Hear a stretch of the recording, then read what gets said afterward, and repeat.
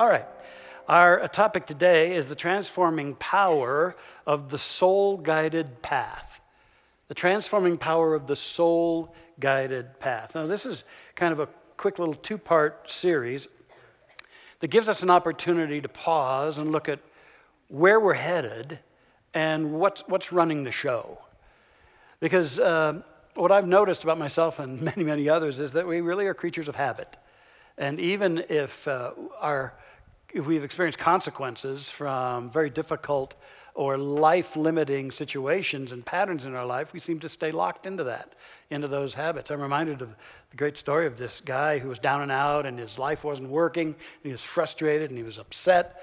So he was walking down the street and he passed a travel agency, and they had a sign in the window that said, $200 cruises, inquire within. And he thought, wow, now that could help me out to get away on a cruise. And it certainly fits in my budget.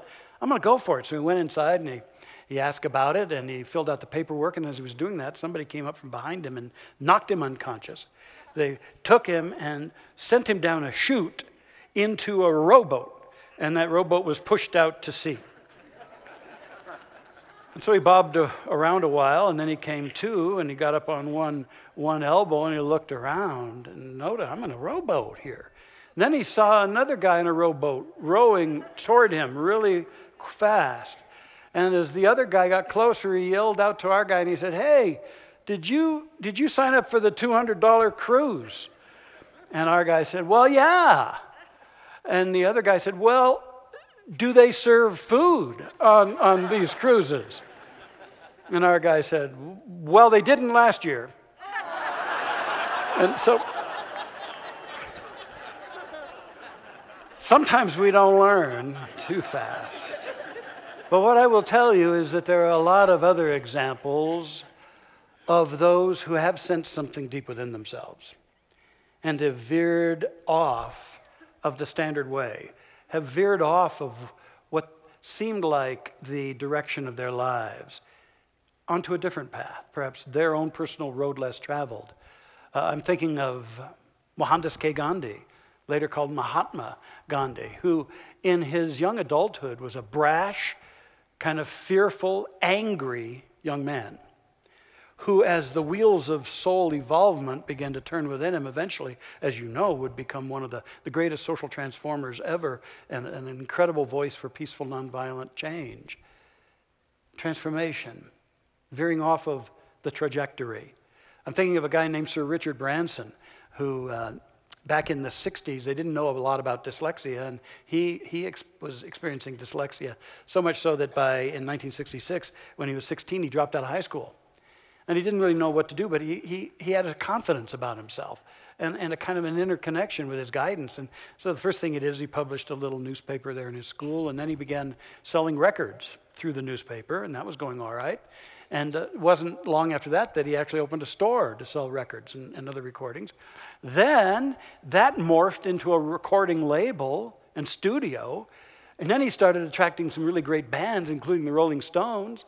And then he went from that into transportation, into airlines, and into trains, and then into cell phones, and on until he had 400 companies, and he's now a billionaire. And he had no plan, but he did have a connection. And he kept on that path of what was being revealed within him. Then there's this wonderful lady that we've had speak here several times, Anita Moorjani.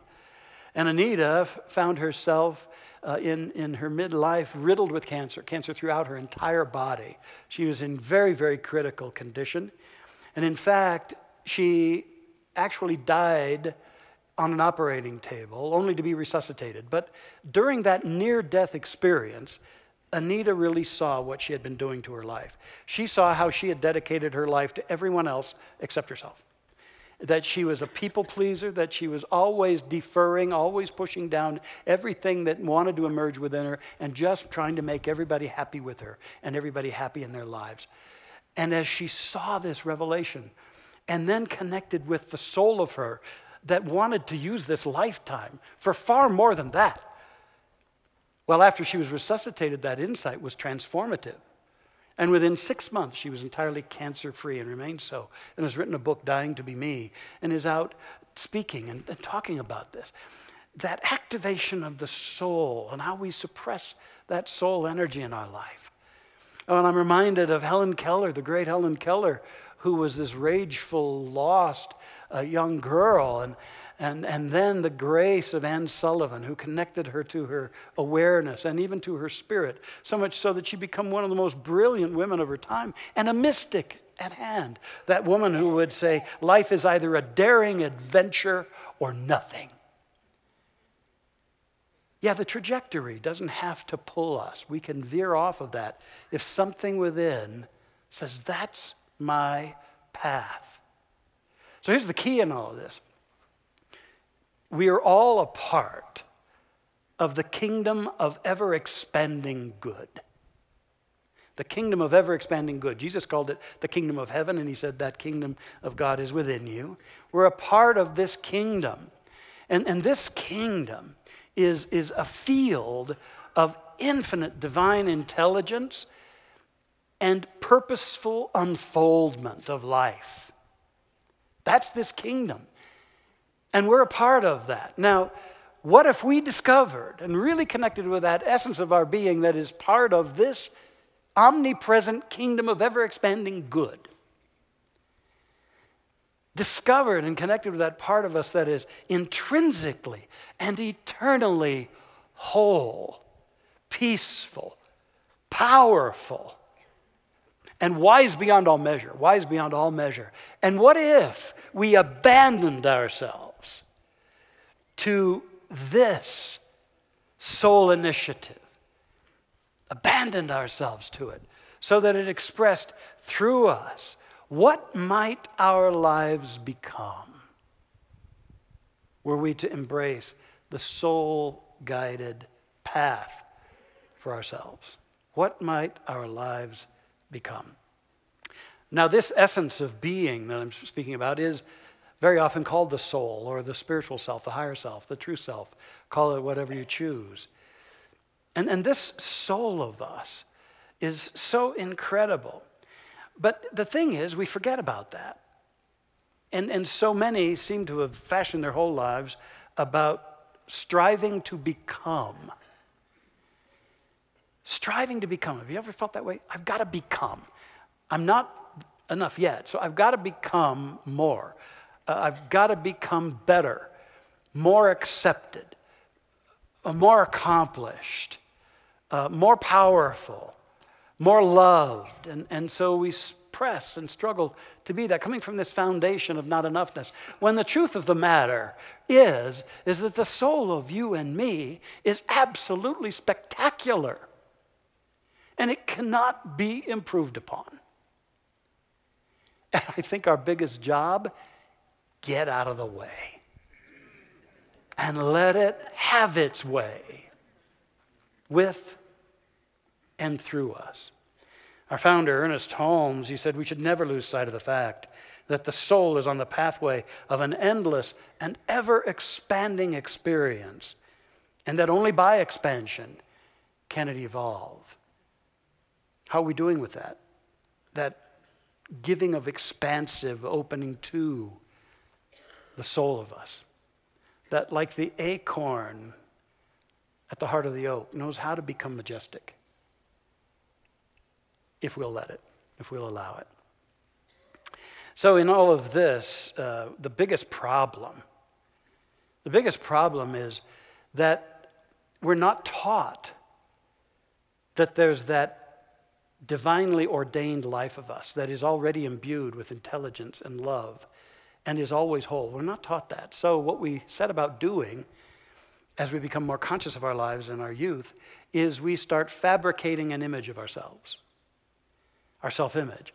And we weave this tapestry of a sense of self out of information from around us, from our source figures, and also from all of the judgments that are laid upon us, the brands that are cast upon us by others and by ourselves. And so we weave this tapestry, and then we turn over the reins of our lives to this invented self. Not our authentic self, but this invented self. And this invented self is what tries to aspire to things in life to feel good about ourselves. Because in most cases, this egoic self believes we're intrinsically unworthy and inadequate. And so our life path becomes, how can I be impressive? How can I be better? How can I become? When in fact we're already designed to be. And it's about releasing what the poet called the imprisoned splendor. I'm going to quote a lot today from a wonderful writer, Michael Singer, and this week mostly from his book, The Untethered Soul, although he has a new book out called The Surrender Experiment, which is powerful as well. Listen to these words. You will never find yourself in what you have built to define yourself. Now let me say that again. You will never find yourself in what you have built to define yourself. You're the one who's doing the building. See, so we want to get beyond what we have invented to that co-creative life and consciousness, that spirit, that soul that we really are. So what's been in charge in your life, really? What do you turn to for your guidance? I've always loved the story of the guy who had finished a Chinese a dinner at a Chinese restaurant. He opened his fortune cookie and it said, "You're a poor, pathetic, gullible fool who seeks advice from bakery products." Where do you turn? Hopefully to more than a fortune cookie, I would hope. And then I love the old Zen story of the guy who's on a horse, and that horse has taken off and is running frantically. And a friend of his is by the side of the road, and he yells out, "Where are you going?" And the guy on the horse said, "I don't know, ask the horse." And that's so true for the rest of us. What impels you? What's impelling you along a certain trajectory? And is it authentic? Is it soulful? Or is it trying to serve something else? What's impelling you? Is it the impulsion of the ego and the intellect? Is it a whole lot of plans you think are what your life is about, and yet something in your heart disagrees? Is it the impulsion of peers or parents or ones who've told you what you should, the shoulds and oughts in your life? Is it career expectations? Is it all this stuff that you've set in motion and you feel like, I can't change it? What about that something deeper within you? What if we gave over the reins to the knower within ourselves and went beyond this tapestry which is usually born of limitation, went beyond that and drew our trajectory from something so real, so powerful? There is a knower in you, and the only reason it sometimes seems like a very faint voice is we have overlaid it with so many other assumptions and belief systems. But that voice, that feeling, that calling is there in you and me. And I guess the real question comes down to this. Are you up for guidance and unfoldment in this life of yours? Or is it really just about sameness and security? Guidance or unfoldment? Or sameness and security?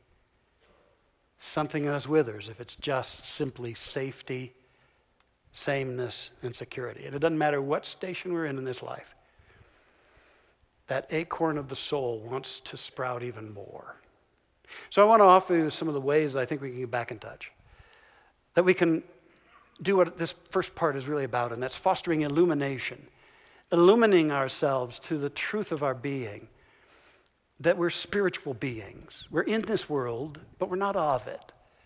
We're of that which is all intelligent, all loving, all powerful, and it seeks to unfold by means of us.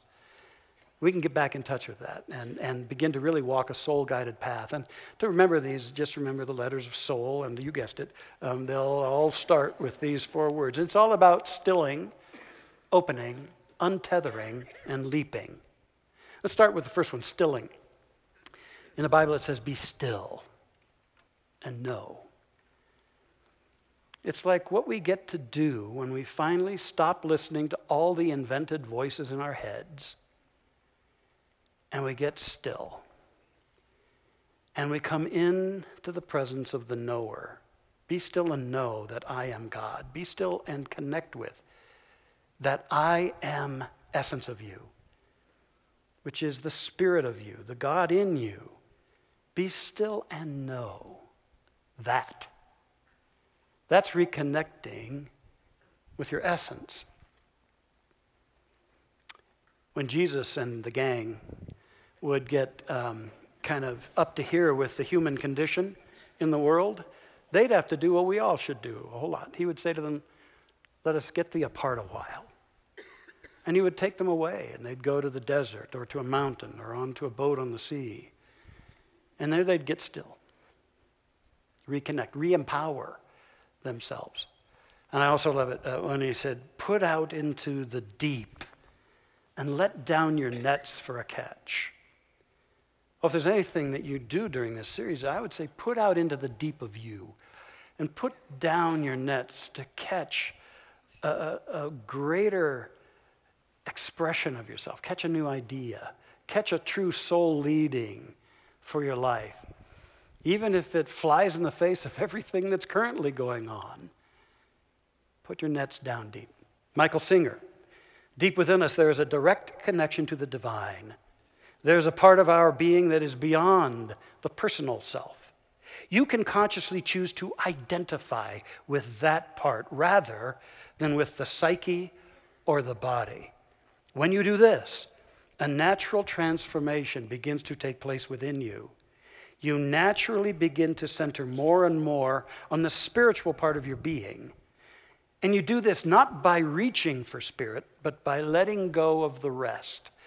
What he means is letting go of the fabrications, letting go of the assumptions and the misguided ideas. Be still and know. I think the greatest thing that we can do in this lifetime is surrender to and embrace our soul-guided path. And to acknowledge, and it's a humbling acknowledgement, but to acknowledge that our intellect and our reason really don't know how to guide our life to the highest. Now, they're useful tools in navigating the world. But hear me, your mind and your intellect really doesn't know how to guide your life along the highest path. But the soul of you does. The soul of you does. And it's an incredible thing when in this life we get still enough and all of a sudden we get it. Okay, this is the path. This is what I want about. This is what I've been denying, but now I'm going to own and see where it takes me. In Proverbs, it says, the mind of man plans his way, but the Lord directs his steps. And I like that. It's like our minds create a plan, and yet it's the higher self that takes us the real path.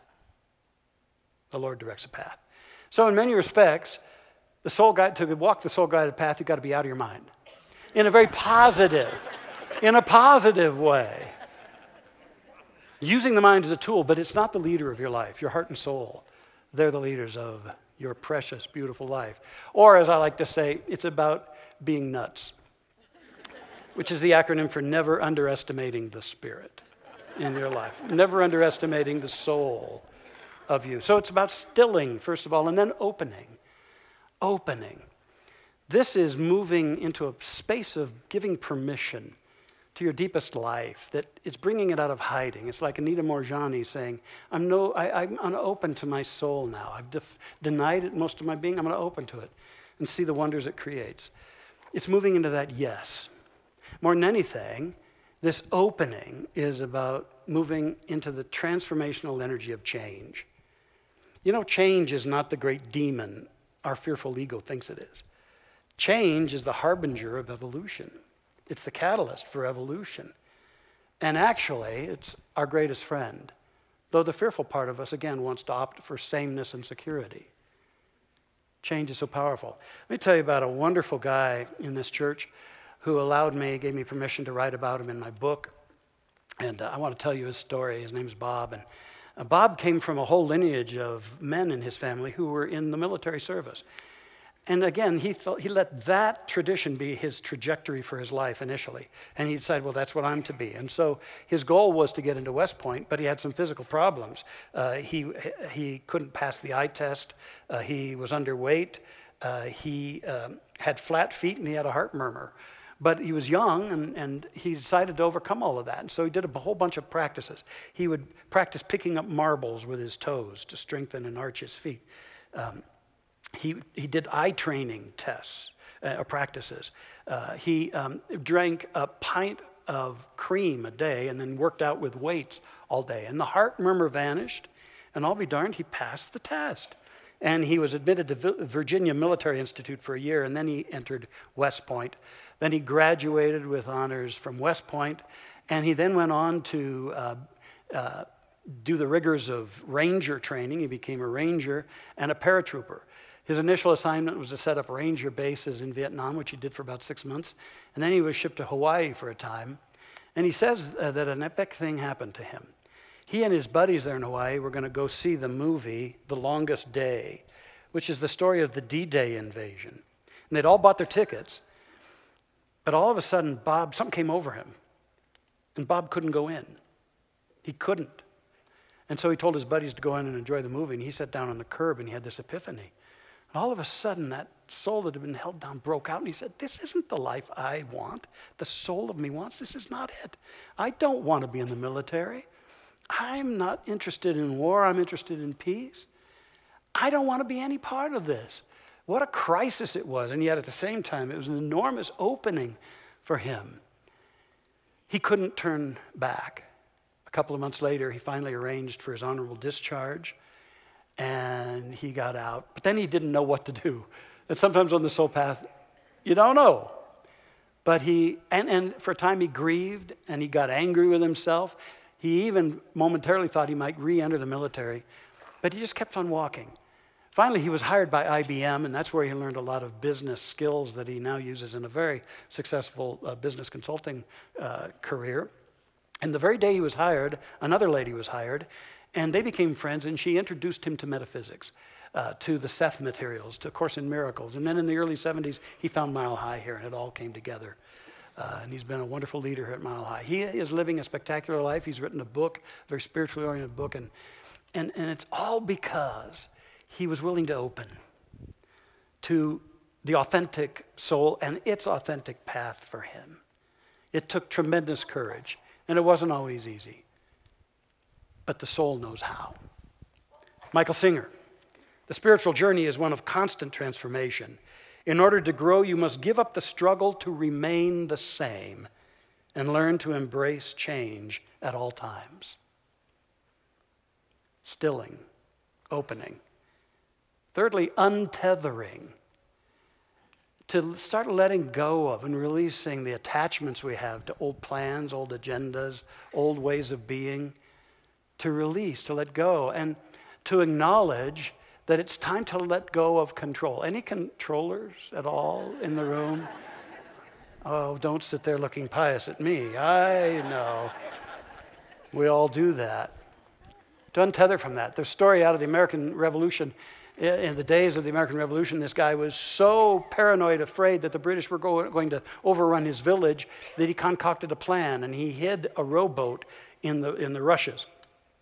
Then one night he heard the call, the British are coming, and he enacted his carefully executed plan. He rushed out of the house, he rushed out to the seaside, and he got into his boat, and he started rowing frantically. It was a dark night, a foggy night. In fact, he couldn't even see his hand in front of his face, but he rowed and he rowed with great courage, and he rowed all night to the point of exhaustion. Well, finally, the light dawned, and the fog lifted, and he was shocked to discover that he hadn't gone anywhere. He had forgotten to untie his boat from the mooring. And I thought, I think I've been there a few times. What do you need to let go of? You can have these great dreams, but you gotta untether so that you can do the final thing, to leap. Stilling, opening, untethering. And there comes a time for leaping.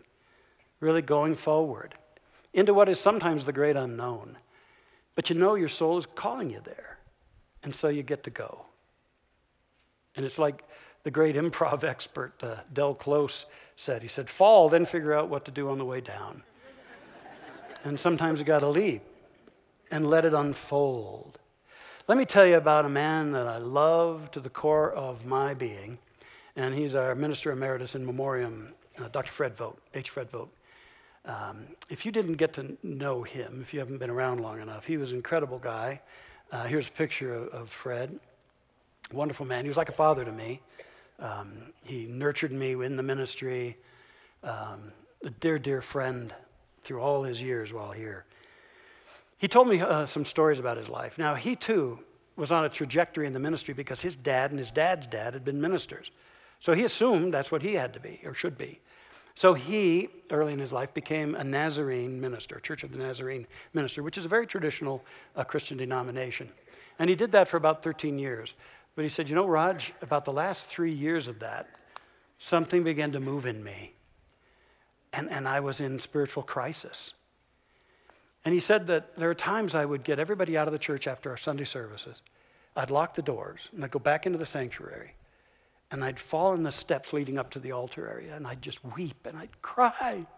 And I'd shout out, God, I don't believe this. What am I going to do?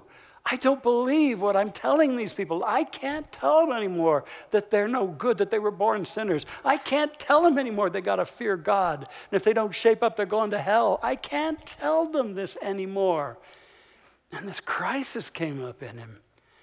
And he bore that agony until finally, after 13 years, he decided, I'm resigning from this ministry. And he did.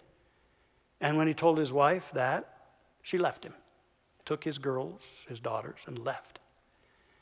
So it just got deeper for him, and he moved to California. He was up in Washington State during this ministry, and he went down to California and did a bunch of stuff. He sold china, sets of china, door to door for a while, until he showed up at the factory one day, and it was padlocked, and it had gone out of business. So he had a degree in psychology, so he started doing some psychological service, some work there. And he even worked for quite a while as a parole officer, which he said was really a horrendous kind of an experience. But then somebody told him, said, Fred, there's this spiritual movement going on here in California. You ought to check it out. It's called a lot of stuff. It's called Science of Mind and Spirit or religious science. You know, you might want to look into this. And so Fred decided to go to one of our centers one Sunday. And he met his first hurdle because, you know, Fred was a little old-fashioned, if you didn't know him. And the thing is, the minister that got up to speak that day was a woman. Now, Fred was not accustomed to that. And he said, Raj, I wasn't ready for that. I was about ready to leave. But he said, I got over myself, and I stayed there. And Raj, I believed every word she said. And he told me he went out and he bought a huge stack of books, and he went home and he devoured them. And in between, he would cry in joy at what he was discovering.